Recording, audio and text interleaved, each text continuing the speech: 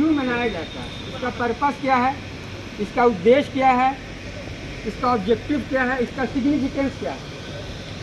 बराबर है। National safety week मनाने का जो उद्देश्य है, पहले समझ लीजिए आप लोग। हमारा देश भारत 1947 में क्या हुआ, आज़ाद हो गया। 1947 में भारत जो है आज़ाद हुआ। अभी बैठ जाइए। आज़ादी के बाद 1947 के बाद हमारे देश में क्या हुआ, इंडस्ट्रियलाइजेशन जो बढ़ गई। इंडस्ट्रियलाइजेशन बोले तो जगह जगह पेट्रोकेमिकल बना, रिफाइनरीज बननी शुरू हो गई, है ना। फिर आपका जगह जगह आपको इंडस्ट्रीज बनी, इसको हम लोग बोलते हैं इंडस्ट्रियलाइजेशन। जब ये एक इंडस्ट्री है, ये क्या हुआ, इंडस्ट्रियलाइजेशन बहुत तेज़ी से हुआ। यानी आज़ादी से पहले इतनी इंडस्ट्रियलाइजेशन हमारे देश में नहीं थी। तो तेज़ी से जब इंडस्ट्रियलाइजेशन शुरू हो गया तो फिर क्या हुआ, एक्सीडेंट का रेशियो भी तेज़ी से बढ़ना शुरू हो गया। समझ रहे हैं बात को आप लोग। तो उस टाइम में कोई सेफ्टी बॉडी नहीं था भारत देश में, क्या पश्चिम देश में भी कोई सेफ्टी बॉडी नहीं था जिसकी रोकथाम किया जाए। पश्चिम देश में भी ऐसा कोई सेफ्टी बॉडी नहीं बनाया गया। 1962 में एक सेफ्टी काउंसिल में एक मीटिंग रखी गई दिल्ली के अंदर। नहीं, इस सेफ्टी काउंसिल उस टाइम में नहीं बनी थी। एक दिल्ली के अंदर लेबर ऑफ मिनिस्टर ने एक मीटिंग रखा। लेबर ऑफ मिनिस्टर की एक मीटिंग रखा गया कि भाई एक्सीडेंट का रेशियो दिन ब दिन बढ़ता जा रहा है, इसके लिए हम लोग को कुछ करना चाहिए। मिनिस्ट्री ऑफ लेबर ने एक मीटिंग रखा दिल्ली के अंदर। उस मीटिंग में ये तय हुआ कि इसके लिए एक सेफ्टी काउंसिल बनाया जाए। ये 1962 में हुआ। तो सेफ्टी काउंसिल जो है बनाने का उद्देश्य क्या था, सेफ्टी काउंसिल बनाने का उद्देश्य यही था कि हम लोग एक कानून बनाया जाए, कानून को उसको इम्प्लीमेंट किया जाए वर्क प्लेस पर। जो वर्क प्लेस पर आदमी जो कैसे काम करेंगे उसको एक कानून बनाया जाए। तो ये कानून जो है बना, नेशनल सेफ्टी काउंसिल बनाया गया बॉम्बे के अंदर। उसके बाद कानून बनाया गया और कानून को जो इम्प्लीमेंट किया गया 1972 में। 1972 में पूरे देश में नेशनल सेफ्टी डे के रूप में नेशनल सेफ्टी वीक, यानी 4 मार्च से शुरू होगा और 1 सप्ताह तक ये चलेगा। ये 1972 में पूरी तरह से पूरे देश में क्या हो गया, लागू होगा। कब से, 1972 से। बात समझ रहे हैं हमारी। तो 1972 से लागू होने का मकसद क्या था कि जगह जगह कैंपेनिंग की जाएगी, जगह जगह लोगों को अवेयरनेस किया गया। इसके ज़रिए से जगह जगह क्विज क्वेश्चन रखा गया, है ना, ताकि लोग इसके प्रति जागरूक हो जाए, एक्सीडेंट के प्रति जगह जागरूक हो जाए। उसके बाद धीरे धीरे क्या हुआ, एक्सीडेंट का रेशियो हमारे देश में कम होना शुरू हो गया। लोगों को अवेयर, पहले क्या था, लोग भगवान के भरोसे, ईश्वर के भरोसे ये छोड़ दिया जाता था। लोग समझते थे कि यार ये तो भगवान की मर्जी से आदमी किसी की जान चली गई, इसके लिए कोई सेफ्टी बॉडी नहीं थी। बात समझ रहे हमारी। तो उसके बाद ये इसका श्रेय जो मेन जाता है उसको हर्बर्ट विलियम हेनरी को जाता है। 1930 में ही पश्चात देशों में ये पूरी तरह से सेफ्टी बॉडी को उन्होंने लागू किया था। क्यों? क्योंकि हर्बर्ट विलियम हेनरिक ने ये कहा था कि नहीं, जो एक्सीडेंट्स होते हैं, जो इंसिडेंट होते हैं, इसके पीछे कारण होता है। इसके लिए कानून बनाओ, कानून को इम्प्लीमेंट करो और जगह जगह अवेयरनेस करो, कैंपेनिंग करो, है ना, ताकि लोगों को ये पता चले कि इसके प्रति हमको कैसे जागरूक रखना है, हम लोग कैसे एक्सीडेंट को रोक सकते हैं। इसका मेन श्रेय जाता है हर्बर्ट विलियम हेनरिक को। ये 1930 में ही उसने ये बता दिया था कि अगर इसके प्रति हम लोग जागरूक हो जाएंगे तो एक्सीडेंट को हम लोग रोक सकते हैं, घटनाएं नहीं होगी। बात समझ रहे हैं। तो इसके लिए उसको कहा गया है फादर ऑफ सेफ्टी। क्या किया गया है उसको? फादर ऑफ सेफ्टी इसीलिए कहा गया कि उसने ही सबसे पहले दुनिया को ये अवगत करा दिया था कि इसको रोका जा सकता है, एक्सीडेंट को हम लोग रोक सकते हैं। उसने कहा था कि एक्सीडेंट जो है वो होता नहीं है, इसको किया जाता है। हर एक्सीडेंट के पीछे कोई ना कोई कारण है, बिना कारण के कोई एक्सीडेंट नहीं होता है। 88% जो एक्सीडेंट है वो अनसेफ एक्ट के कारण होते हैं, यानी खुद हमारी गलती की वजह से। 88% जो एक्सीडेंट हैं वो खुद हमारे गलती की वजह से होते हैं। और 10% जो एक्सीडेंट होते हैं वो अनसेफ कंडीशन की वजह से होते हैं। 2% जो एक्सीडेंट होते हैं वो एक्ट ऑफ गॉड की वजह से, मैंने नेचर की वजह से, जैसे बाढ़ आ गया, अब कुछ सुनामी आ गया, है ना, भूकंप आ गया, ये सब रोका नहीं जा सकता। 2% एक्सीडेंट को उसने बताया कि रोका नहीं जा सकता। क्या किया जा सकता है?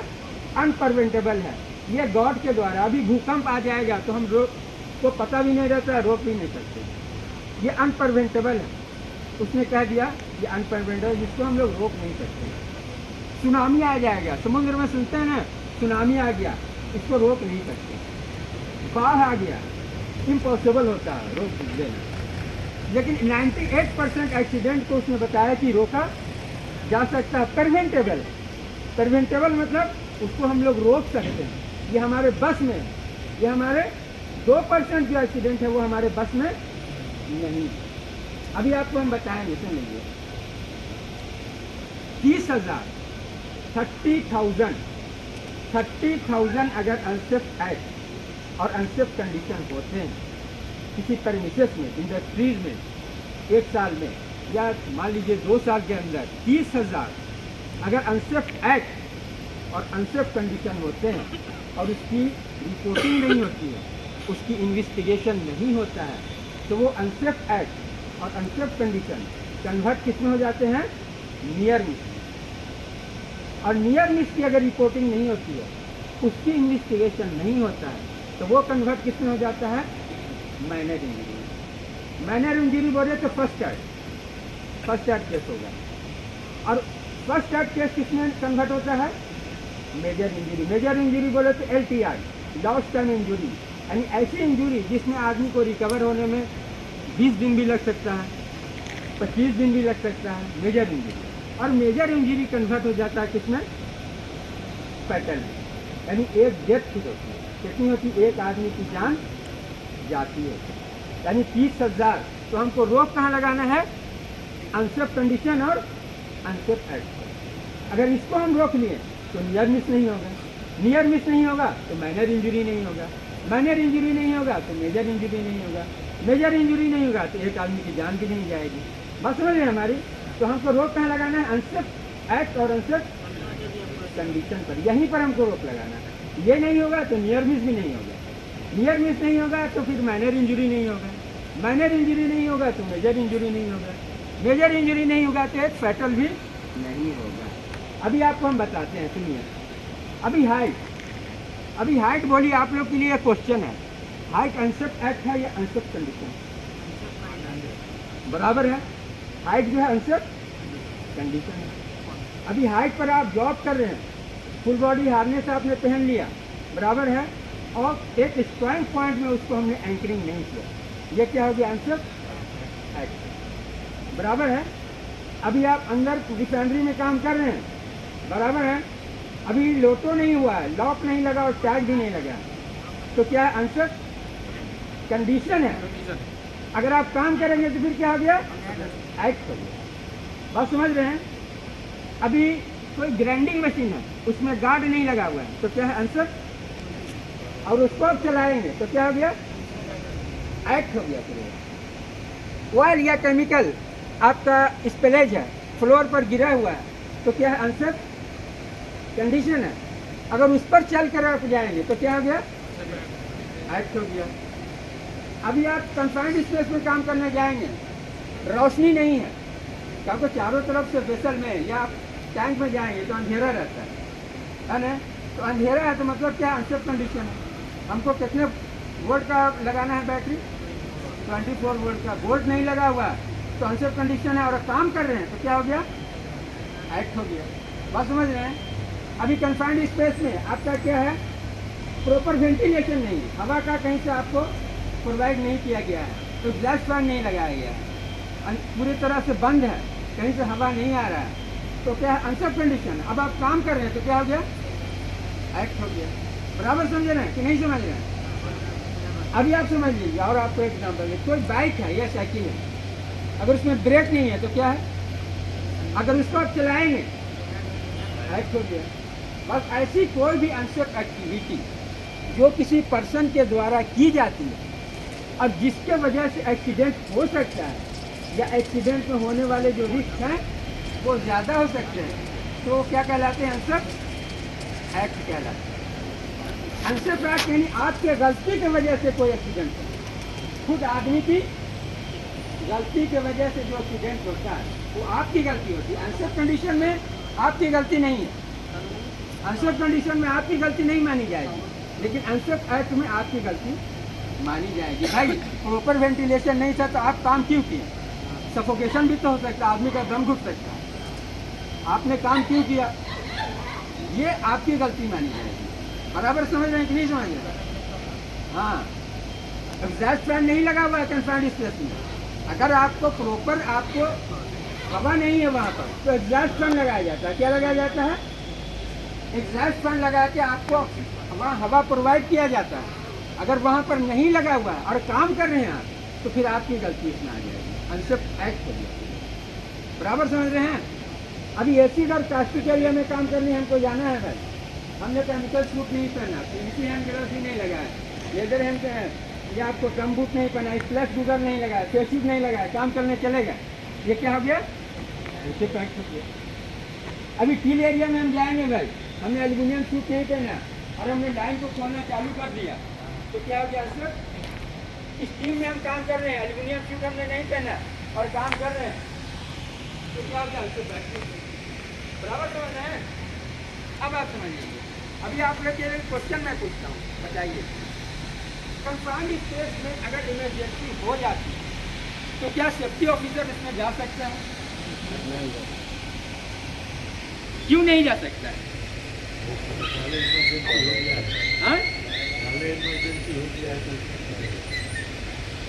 सुनिए सुनिए, सेफ्टी ऑफिसर जा सकता है, लेकिन कब जा सकता है जान लीजिए पहले, ये आप लोग के लिए क्वेश्चन है। सेफ्टी ऑफिसर कब जाएगा? जब रेस्क्यू टीम के साथ वो रहेगा तब जाएगा।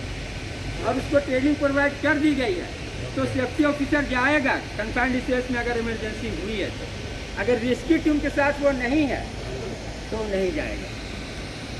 यह आपके लिए क्वेश्चन था, बस समझ रहे हैं? दूसरा क्वेश्चन आपसे पूछते हैं, ये क्वेश्चन को आपसे पूछा जा सकता है भाई कंफाइंड स्पेस में सेफ्टी ऑफिसर जा सकता है कि नहीं जा सकता? तो आप लोग बोलिएगा नहीं जा सकता है, लेकिन जा सकता है। कब जा सकता है? जब रेस्क्यू टीम के साथ रहेगा तो सेफ्टी ऑफिसर कंफाइंड स्पेस में जा सकता है। अन्यथा अगर अकेले है, रेस्क्यू टीम नहीं है तो सेफ्टी ऑफिसर कंफाइंड स्पेस में नहीं जा सकता। CPR, CPR, what is the stand for CPR? CPR का क्या मीनिंग? CPR जो है कब हम लोग, पहले आप मीनिंग बताइए तब आपको हम बताएंगे CPR क्या क्या मीनिंग।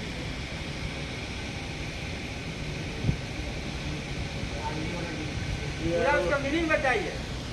CPR का मीनिंग क्या है? CPR का जान लीजिए, आप लोग के लिए जानना जरूरी है। Cardio pulmonary resuscitation. अब कार्डियो बोलिएगा क्या है? कार्डियो बोलते हैं हार्ट, पल्मोनरी यानी लंग्स। हार्ट हमारा इधर होता है, लंग्स हमारा इधर होता है, यानी हार्ट और लंग्स को पुनर्जीवित करना, रिससिटेशन मतलब उसको फिर से जिंदा करना। बराबर है? जब स्टॉप ब्रेथिंग हमारी हो जाती है, सांस लेना आदमी बंद कर देता है, नफ्स हमारा रुकना, नफ्स हमारा चलना बंद होता है, इंक्रीज हो जाता है धीरे धीरे। बराबर है? तो CPR दिया जाता है। बराबर? इसी का मतलब होता है cardio pulmonary resuscitation.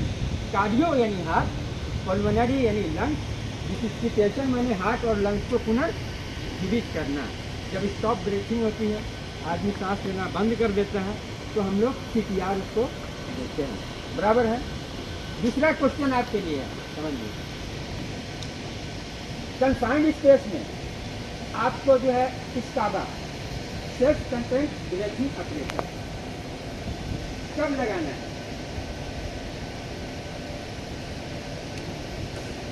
Confined space में स्काबा हमको कब लगाना है?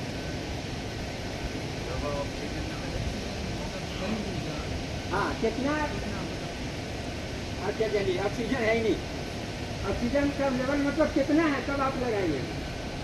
ऑक्सीजन का लेवल कितना है तब आपको लगाना है?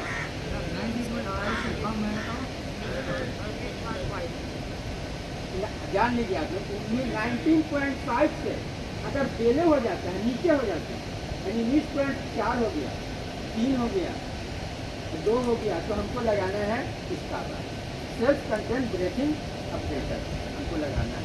और पर्जिंग के टाइम में जब पर्जिंग करते हैं इनर, तो भी हमको लगाना है, यानी 2 जगह, यानी कन्फाइंड स्पेस में आपका ऑक्सीजन के लेवल कितना होना चाहिए, कितना % ऑक्सीजन का लेवल रहेगा तो आप लोग काम करेंगे।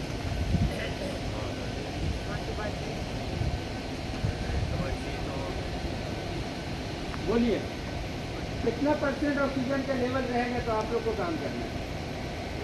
सही एग्जैक्ट एक्यूरेट आंसर बताइए एक आदमी को बोलिए। 19.5 हाँ 19.5 उसके नीचे होगा तो देखिए अभी सुन लीजिए पहले, 2.5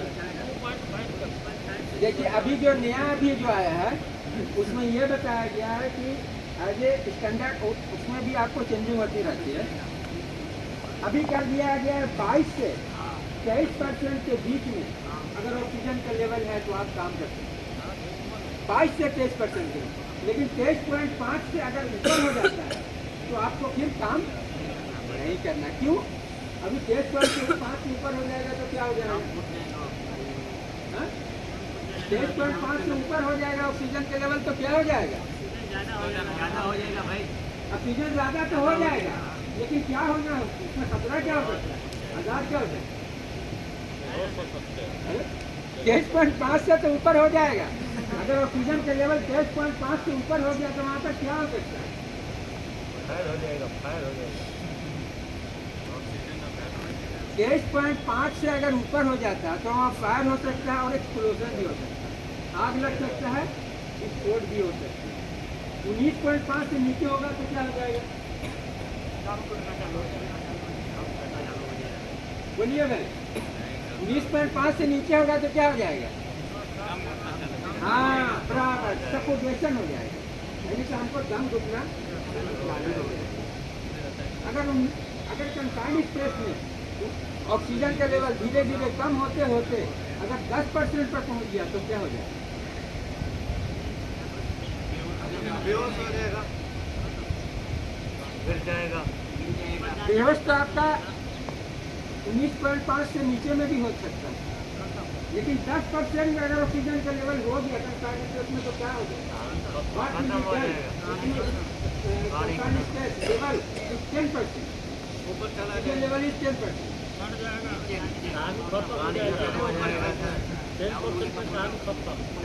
10% अगर हो जाएगा तो सुन लीजिए क्या हो जाएगा, आपकी जो एक जगह से ऐसे चलने की जो शक्ति है ये खत्म हो जाएगी, ये आप चल नहीं सकते एक जगह से दूसरी जगह, बराबर है। आदमी के क्या होगा, जो पल्स रेट हमारा डिक्रीज हो जाएगा, घटते पूरा कम हो जाएगा और हमारी डेथ हो जाएगी, यानी 10% अगर ऑक्सीजन के लेवल पहुँच गया तो हमारी जान जा सकती है। कितने % में, 10% में हमारी जान चली जाएगी। अगर कम होते होते हमारा ऑक्सीजन के लेवल 10% पहुँच गया तो हमारी जान चली जाएगी, बराबर है। कन्फाइंड स्पेस में कल क्वेश्चन राइज किया जाएगा आप लोग के लिए, खाली क्वेश्चन और आंसर का भी रहेगा, ये 10-15 दिन 15 दिन क्वेश्चन और आंसर ही रहेगा आप लोग के लिए, जो अभी आज कन्फाइंड स्पेस से था। इस महीने का टॉपिक का था आप वो नहीं बताए थे। इस महीने का टॉपिक का इस महीने का टॉपिक है safety well being crucial for विकसित भारत, यानी स्वस्थ भारत।